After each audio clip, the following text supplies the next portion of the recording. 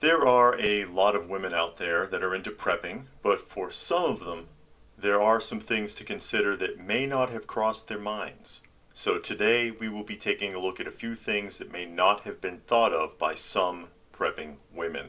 Just some food for thought, points that could be a lifesaver during a long-term grid down situation.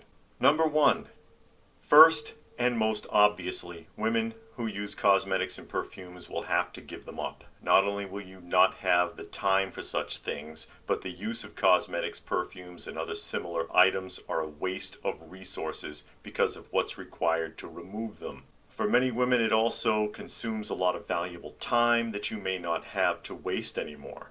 And let's not forget about the smells. Just like there's a constant background noise that we all have learned to ignore, there are background smells as well.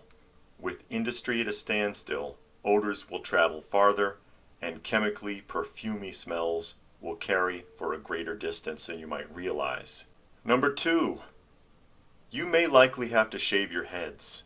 If you have long hair, for a variety of reasons, it may be in your best interest to chop off all that extra hair.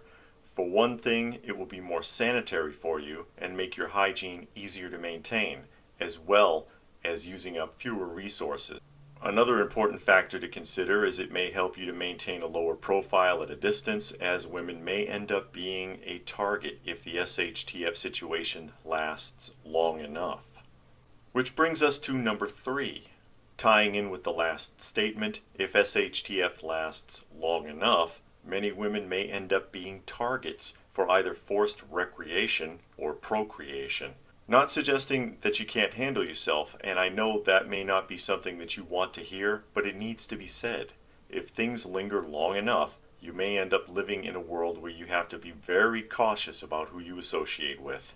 So make sure that you're well protected and prepared to take action to defend yourself. Number four, be very wise about the disposal of sanitary items used in menstruation. Hygiene products used for this purpose have a distinct odor, particularly when they've been used. Scavenging animals will be attracted to them, and scavenging humans will recognize the scent as well. They should be burned if possible, or buried deeply enough that an animal wouldn't notice them and try to dig them up. I would also try to dispose of them as far away from wherever you are living as possible. And number five, sexual activity. I shouldn't need to tell you that this is not the ideal time to get pregnant. Until things settle down, you may have to get on the move rather quickly, and you won't be getting around much in your third trimester or carrying a newborn around.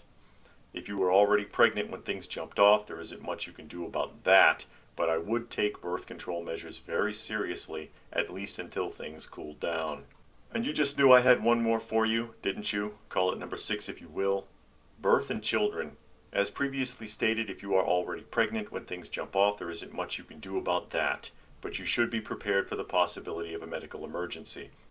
Have some literature on hand of what might need to be done during birthing complications, and make sure you've studied it ahead of time. Also consider the amount of uncontrollable noise that would be generated by a small child or an infant.